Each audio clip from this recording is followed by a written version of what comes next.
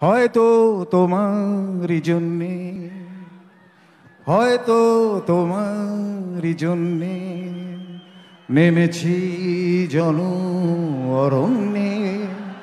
বদলে দেববোস বদলে যায়নি যেন বন্যে, এখনো মাথাটা ছাদ।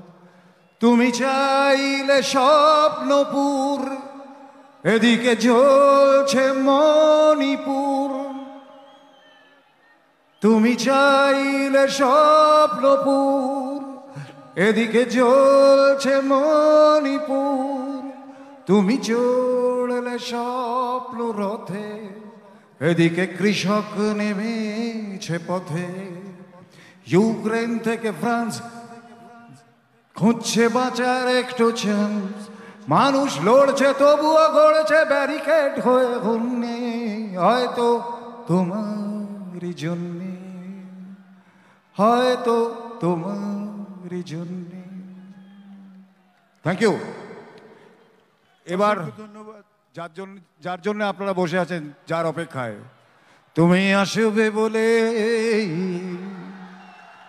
তুমি আসবে বলেই আকাশ মেঘলা, বৃষ্টি এখনো হয়নি।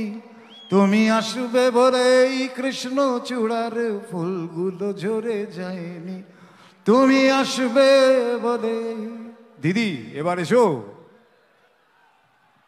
ধন্যবাদ। অসংখ্য ধন্যবাদ সঙ্গীত শিল্পী নচিকেতাকে।